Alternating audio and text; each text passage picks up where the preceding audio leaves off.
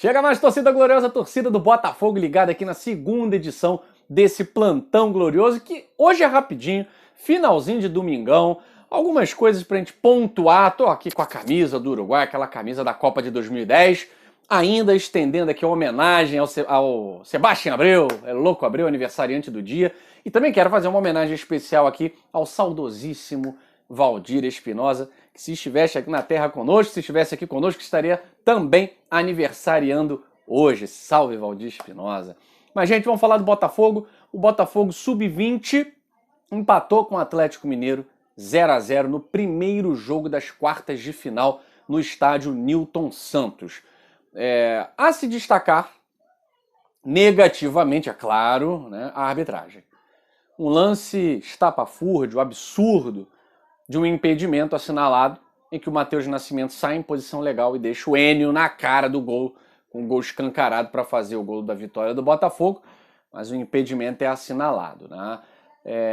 Aí sempre aquele questionamento, né? É perseguição ao Botafogo? É maldade? É falta de caráter? É incompetência? É muita coisa, galera, é muita coisa. Mas a incompetência, ela tem que ser ressaltada. E a incompetência de arbitragem ela é sistêmica, né? Ela passa de geração para geração, do sub-15 para o sub-17, para o sub-20, para o profissional, porque a arbitragem ela não é profissionalizada no Brasil, né? Então não adianta que nunca vai melhorar, gente. Nunca vai melhorar. Não adianta sonhar com uma arbitragem melhor. São sempre os mesmos, as mesmas figuras. Quem faz o treinamento é o mesmo. Esse Leonardo Gaciba, que é o presidente da comissão de arbitragem, também era outra coisa péssima quando apitava. Por quê? Porque não são profissionais, né? Então não adianta ter VAR. Não adianta nada ter VAR. Bota um VAR do VAR. Não vai adiantar. Porque são os mesmos comandando o aparelho, os mesmos incompetentes do campo passam para a cabine do VAR. E os incompetentes, quando se aposentam, vão para comentar, para proteger, para se protegerem, né? Caso de PC de Oliveira, péssimo árbitro, né? E fica encobertando o erro dos seus coleguinhas, né? Então você vê que o amadorismo, a incompetência, ela é sistêmica. Então, se a Liga Brasileira for para frente, se for, a gente só pede uma coisa: profissionalizem a arbitragem. Que seja uma profissão como é o jogador hoje, galera. E nesses campeonatos, Brasileiro Sub-20, Copa do Brasil Sub-20, que sejam os estudantes, os graduandos, né, do curso para árbitro profissional. Porque eles vão ter responsabilidade, vão ter currículo. Esses caras não estão nem aí. Nem aí, CBF é uma máfia. Então nem aí, são sempre os mesmos. O Wilton Sampaio, galera, um dos piores árbitros que eu já vi apitar. Apita eliminatória, Copa do Mundo. Assim, não é sério. Isso não é sério. Então, se a Liga Brasileira for para frente, para 2023, né, profissionalizem a arbitragem no Brasil, por favor. Para que a gente não tenha, não só o erro de hoje contra o Botafogo no Sub-20, que isso é normal, acontece sempre, mas é estragar campeonato, é você ter campeão que não era para ser campeão, enfim, uma série de coisas. Mas infelizmente o Botafogo empatou com o Galo no Sub-20 e agora vai ter que jogar pela vitória para se classificar para as semifinais do Campeonato Brasileiro. É muito possível, é bem possível. Eu acredito no nosso elenco, acredito no nosso time. Somos melhores, vamos passar, né? Outra coisa, saiu agora a atualização, né? A gente já largou de mão aqui no canal Gigante Glorioso essa coisa do Tristão Garcia, Infobola, porque isso aí, cara, parece que eles jogam uma bolinha pro alto 83. Faz sentido. Mas, de qualquer forma, os matemáticos da UFRJ, ao lado do Tristão Garcia, chegaram à grande conclusão de que o Botafogo não tem mais 82% de chance de acesso, tem 83%, né? O Vasco tinha 9, tem 19%. O Avaí desceu um pouquinho. O Curitiba 93, agora é 91%. A grande verdade, galera, é que Botafogo e Curitiba estão com a faca e o queijo nas mãos, né? Por mais que o Curitiba esteja em 4 jogos sem vitória, são 8 jogos, 4 jogos em casa. Se o Curitiba vencer 4, da mesma forma o Botafogo vencer 4 jogos, os dois estão praticamente garantidos, garantidos na verdade, né? Virtualmente garantidos na Série A. Acho que a foice vai pegar ali Avaí, CRB, Vasco da Gama, o próprio Náutico, né? Que se vencer o Vasco passa o próprio Vasco da Gama. Então a foice vai pegar mais para trás, né? Botafogo e Curitiba precisam pensar somente nos seus jogos, sem olhar para retrovisor, né? E quarta-feira, encontro marcado, o Botafogo manteve os preços, né, do jogo passado contra o CRB, mesmo esquema, quem já tomou as 2 doses ou dose única da Janssen, ok, acima de 59 anos, Aliás, tem que ter um intervalo de 14 dias, né, galera? Acima de 59 anos, tomou a dose de reforço com intervalo de 14 dias, ok.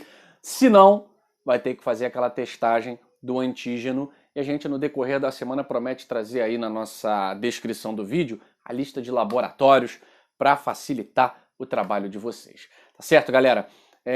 Tô aqui, como eu falei, com a camisa de Sebastião Louco Abreu, para mais uma vez parabenizá-lo.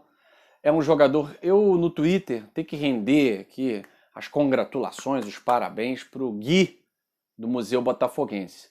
Ele fez uma thread lá no Twitter, cara. Você faz uma viagem ao tempo, né? Ao tempo que Louco Abreu chega no Botafogo, aquela recepção na sede General Severiano, ao lado de Mário Jorge Lobo Zagallo, por conta da mística do número 13.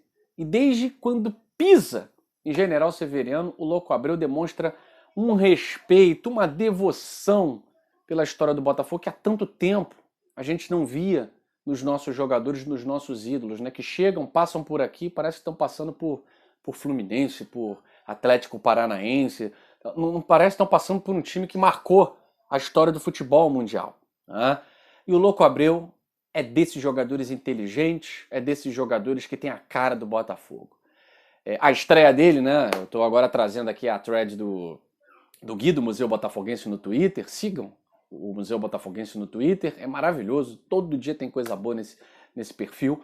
Ele traz a estreia do Louco, que é contra o Vasco. Uma estreia traumática, 6-0 para o Vasco.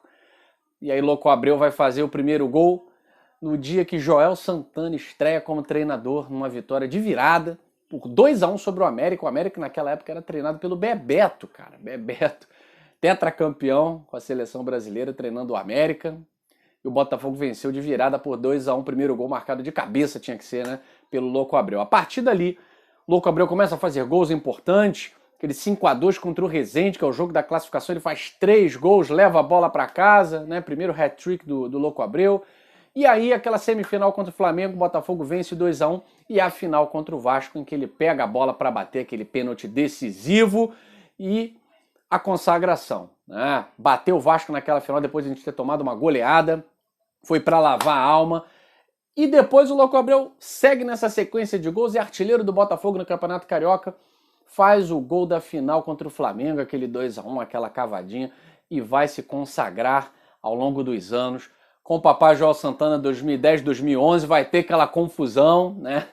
Logo na estreia de 2011 contra o Duque de Caxias, o Botafogo vence de virada, o Louco Abreu faz o primeiro gol de pênalti e ele vai criticar o esquema de jogo do Joel Santana, vai falar que todo mundo já sabe como é que o Botafogo joga, já tá chato, né? O time joga reativo, não tem troca de passes e tal. Vai criar uma crise ali, um atrito entre Joel Santana e Louco Abreu, e especialmente no capítulo do pênalti. Vocês lembram? Fluminense 2, Botafogo 3, no estádio Newton Santos, em que o Louco Abreu faz cavadinha pro Cavalieri, perde o gol. Pênalti de novo, Louco Abreu de novo, cavadinha de novo, dessa vez uma cavadinha mais malandra no cantinho, né? Gol do Botafogo, mas criou um atrito ali com o Joel Santana. Um diz que se ficar ele, não fico eu. Acabou, obviamente, dançando o Joel Santana. Veio o Caio Júnior, conseguiu montar um time razoável, né? O Botafogo começou a fazer bons jogos no Brasileirão, mas depois teve uma queda de rendimento, não conseguiu nem ir para a Libertadores. 2012 foi o ano da saída do Louco Abreu do Botafogo, lamentável, né?